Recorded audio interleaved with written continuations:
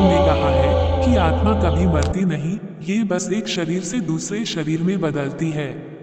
इसलिए आप अपने पूर्वजों को जब भी कुछ अर्पित करते हो तो वो उन्हें अवश्य ही मिलता है। दानवीर कर्ण, जिनके नाम के आगे ही दानवीर था, उन्होंने पूरी उम्र बहुत दान दिया। कोई भी उनसे कुछ मांगता वो उसे जरूर मिलता। कर्ण जब परलोक गए तो वहां उन्हें वो सब कुछ दोगुना दिया गया जो कि उन्होंने अपने संपूर्ण जीवन में दान किया था, लेकिन वो सब हीरे, जवाहरात और सोना चांदी थे। कर्ण को खाने को कुछ नहीं मिला क्योंकि उन्होंने कभी भोजन दान नहीं किया था। कर्ण भूख से व्याकुल हो गए। अंत में यमराज से विनती करके धरती पर जाकर फिर से दान करने की आज्ञा मांगी। यमराज ने कर्ण को 14 दिनों का वक्त दिया। कर्ण ने धरती पर आकर जमकर भोजन दान किया और श्राद्ध किया। जब कर्ण पुनः परलोक वापस आए तो उनके पास खाना पहुंच चुका था। इसलिए हिंदुओं में भोजन दान करना बहुत शुभ माना गया है। श्राद्ध के दौरान तो गरीबों को भोजन खिलाना ही चाहिए। इसके जरिए ये हमारे पूर्वजों को सीधे पहुंच जाता है। कहा जाता है कि इन दिनों यमराज की आज्ञा से आत्माएं जमीन पर आती हैं और अपने वंशजों की ओर से अर्पित किए गए भोजन का भोग करती हैं। पितृपक्ष की एक अन्य पौराणिक कथा के अनुसार जोगी तथा भोगी दो भाई थे। दोनों अलग अलग रहते थे। जोगी धनी था और भोगी निर्धन। दोनों में परस्पर बड़ा प्रेम था। जोगी की पत्नी को धन का अभिमान था, किंतु भोगी की पत्नी बड़ी सरल हृदय थी।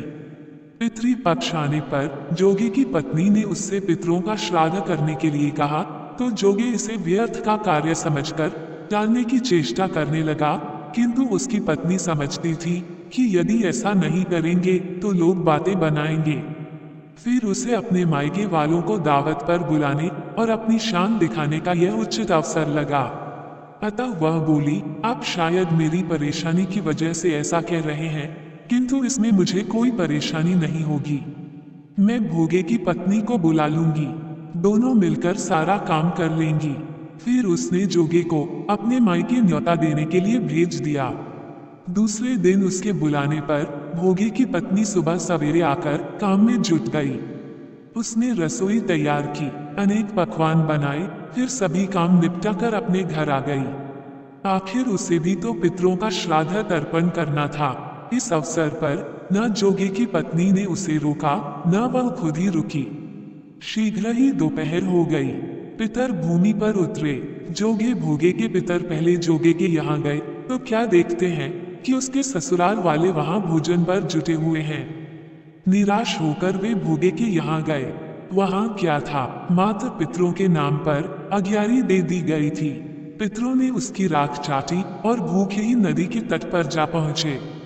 थोड़ी देर में सारे पितर इकट्ठे हो गए और अपने अपने यहाँ के श्राद्धों की तारीफ करने लगे। जोगे भोगे के पितरों ने भी अपनी आपबीती सुनाई। फिर वे सोचने लगे, अगर भोगे समर्थ होता तो शायद उन्हें भूखा न रहना पड़ता, मगर भोगे के घर में तो 2 जून की रोटी भी खाने को नहीं थी। यही सब सोचकर उन्हें भोगे पर दया आ गई। अचानक वे नाच नाचकर गाने लगे, भोगे के घर धन हो जाए, भोगे के घर धन हो जाए। सांझ होने को हुई। भोगे के बच्चों को कुछ भी खाने को नहीं मिला था। उन्होंने माँ से कहा, माँ भूख लगी है। तब उन्हें टालने के उद्देश्य से भोगी की पत्नी ने कहा, जाओ, आंगन में हांडी औधी रखी है, उसे जाकर खोल लो और जो कुछ मिले बांटकर खा लेना। बच्चे वहां पहुंचे तो क्या देखते हैं कि हांडी मोहरों से भरी पड़ी है। वे दौड़े दौड़े माँ के पास पहुंचे और उसे सारी बातें बताईं। आंगन में आकर भोगे की पत्नी ने ये सब कुछ देखा तो वह भी हैरान रह गई। इस प्रकार भोगे भी धनी हो गया, मगर धन पाकर वह घमंडी नहीं हुआ। दूसरे साल का पितृपक्ष आया। श्राद्ध के दिन भोगे की पत्नी ने 56 प्रकार के व्यंजन बनाए। ब्राह्मणों को बुलाकर श्राद्ध किया, भोजन कराया, दक्षिणा दी। जेठ जेठानी को सोने चांदी के बर्तनों में भोजन कराया। इससे पितर बड़े प्रसन्न तथा तृप्त हुए। कैसे करे पितरों का श्राद्ध?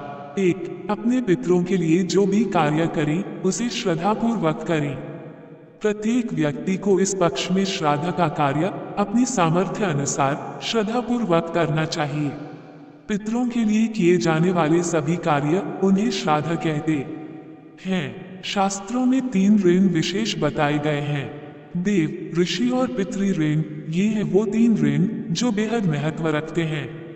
श्राद्ध की क्रिया से पितरों का पितृ ऋण उतारा जाता है। शास्त्रों में कहा गया है कि श्राद्ध से तृप्त होकर पितृ ऋण समस्त कामनाओं को तृप्त करते हैं।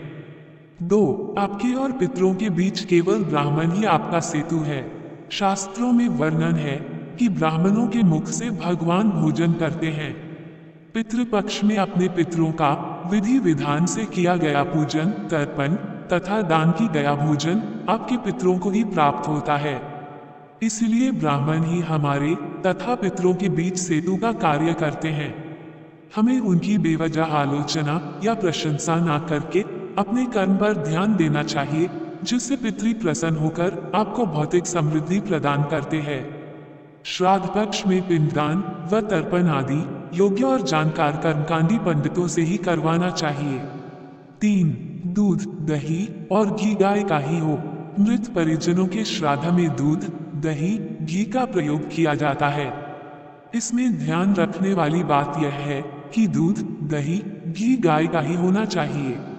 वो भी ऐसी गाय का ना हो जिसने हाल ही में बच्चे को जन्म दिया हो, मतलब उस गाय का बच्चा कम से कम 10 दिन का हो गया हो। 4. शास्त्रों में चांदी को श्रेष्ठ धातु माना गया है। श्राद्ध में ब्राह्मणों को भोजन चांदी के बर्तनों में करवाया जाना चाहिए। चांदी पवित्र और शुद्ध होती है, जिसमें समस्त दोषों और नकारात्मक शक्तियों को खत्म करने की क्षमता होती है। यदि पितरों को भी चांदी के बर्तन में रखकर पिंड या पानी दिया जाए तो वे संतुष्ट होते हैं। चांदी के बर्तन उपलब्ध न हो तो पेड़ के पत्तों से बनी की पत्तलों में भोजन परोसें। ब्राह्मणों को भोजन दोनों हाथों से परोसना चाहिए। एक हाथ से भोजन परोसने पर माना जाता है कि वह बुरी शक्तियों को प्राप्त होता है और पितर उसे ग्रहण नहीं कर पाते। क्या है शास्त्रों के नियम? 1. ब्राह्मण शांति से भोजन करें। ब्राह्मणों को भोजन करते समय एकदम शांतचित होकर भोजन ग्रहण करना चाहिए। भोजन करते समय बीच बीच में न तो बोले और न ही भोजन के अच्छे या बुरे होने के बारे में कुछ कहें। इसका कारण यह है कि आपके पितर ब्राह्मणों के जरिए ही भोजन का अंश ग्रहण करते हैं और इस दौरान उन्हें बिल्कुल शांति चाहिए। 2. पितरों की तिथि को ही करें श्राद्ध। शास्त्रों के नियमों के अनुसार श्राद्ध परिजन की मृत्यु तिथि और चतुर्दशी के दिन ही किया जाना चाहिए। 2 दिन श्राद्ध करने से पितर संतुष्ट होते हैं। श्राद्ध केवल परिजनों के साथ ही करें। उसमें पंडित को छोड़कर बाहर का कोई व्यक्ति श्राद्ध पूजा के समय उपस्थित न हो। 3. जौ, तिल, कुशा का महत्व। श्राद्ध पूजा के दौरान पिंड बनाने में जौ तिल का प्रयोग किया जाता है।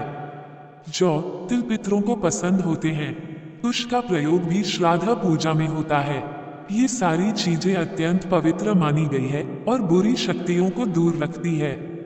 4. नदी, सरोवर या जल क्षेत्र का महत्व। अक्सर हम देखते हैं कि श्राद्ध कर्म नदियों, तालाबों के किनारे किया जाता है। इसका कारण ये होता है कि श्राद्ध ऐसी जगह किया जाना चाहिए जो किसी के आधिपत्य में नहीं आती है। नदियां और तालाब किसी के आधिपत्य में नहीं होते, इसलिए उन स्थानों पर श्राद्ध कर्म करके उसी के जल से पितरों का तर्पण किया जाता है। 5. रक्त संबंधों का खास महत्व। अपने मृत परिजनों के श्राद्ध में बहन, उसके पति और बच्चों यानी भांजे भांजियों को अवश्य बुलाना चाहिए। यदि वे शहर में नहीं हैं, कहीं दूर रहते हों तो बात अलग है, लेकिन शहर में ही होते हुए उन्हें आमंत्रित करना चाहिए। 6. भिखारी का द्वार पर आना शुभ। श्राद्ध करते समय कोई भिखारी आपके द्वार पर आ जाए तो इससे अच्छी बात और कोई नहीं हो सकती। उसे ससम्मान भोजन करवाएं। श्राद्ध पूजा के बाद गरीबों व निशक्तों को भी भोजन करवाना चाहिए। 7. श्राद्ध में भोजन। श्राद्ध में खीर सबसे आवश्यक खाद्य पदार्थ है। खीर के अलावा जिस मृत परिजन के निमित्त श्राद्ध किया जा रहा है उसकी पसंदीदा वस्तु भी बनाएं। ब्राह्मणों के अलावा देवताओं, गाय, कुत्ता, कौवा तथा चिड़ियों का भी भोजन में हिस्सा होता है। इन्हें कभी न भूलें। श्राद्ध के बाद ब्राह्मणों को यथाशक्ति दान दक्षिणा, वस्त्र दान दें। 8 श्रेष्ठ स्थान है गया। गया ऐसी जगह है जहां भगवान विष्णु स्वयं पितरों को मोक्ष प्रदान करते हैं। पुराणों के अनुसार पितरों का श्राद्ध और तर्पण करने के लिए गया से श्रेष्ठ स्थान कोई दूसरा नहीं है। कहा जाता है कि गया में स्वयं भगवान विष्णु पितृ देवता के रूप में निवास करते हैं। गया तीर्थ में श्राद्ध कर्म पूर्ण करने के बाद भगवान विष्णु के दर्शन करने से मनुष्य पितृ माता और गुरु के ऋण से मुक्त हो जाता है। पूर्ण श्रद्धा और विधि विधान के साथ श्राद्ध और तर्पण करने से पितृ देवता गंधर्व यक्ष आदि अपना शुभ आशीर्वाद देते हैं, जिससे मनुष्य के समस्त पापों का अंत हो जाता है। गया तीर्थ में पितरों का श्राद्ध और तर्पण किए जाने के बारे में एक प्राचीन कथा का उल्लेख पुराणों में मिलता है। कथा के अनुसार गयासुर नाम के एक असुर ने घोर तपस्या करके भगवान से आशीर्वाद प्राप्त कर लिया। भगवान से मिले आशीर्वाद का दुरुपयोग करके गयासुर ने देवताओं को ही परेशान करना शुरू कर दिया। गयासुर के अत्याचार से दुखी देवताओं ने भगवान विष्णु की शरण ली और उनसे प्रार्थना की कि वह गयासुर से देवताओं की रक्षा करें। इस पर भगवान विष्णु ने अपनी गदा से गयासुर का वध कर दिया। बाद में भगवान विष्णु ने गयासुर के सिर पर एक पत्थर रखकर उसे मोक्ष प्रदान किया। दोस्तों, आपको ये पौराणिक कथाएं कैसी लगी कृपया कमेंट करके जरूर बताएं। वीडियो पसंद आया हो तो लाइक करें और ऐसी ही और भी बहुत सारी कथाओं को सुनने के लिए चैनल को सब्सक्राइब जरूर करें। धन्यवाद।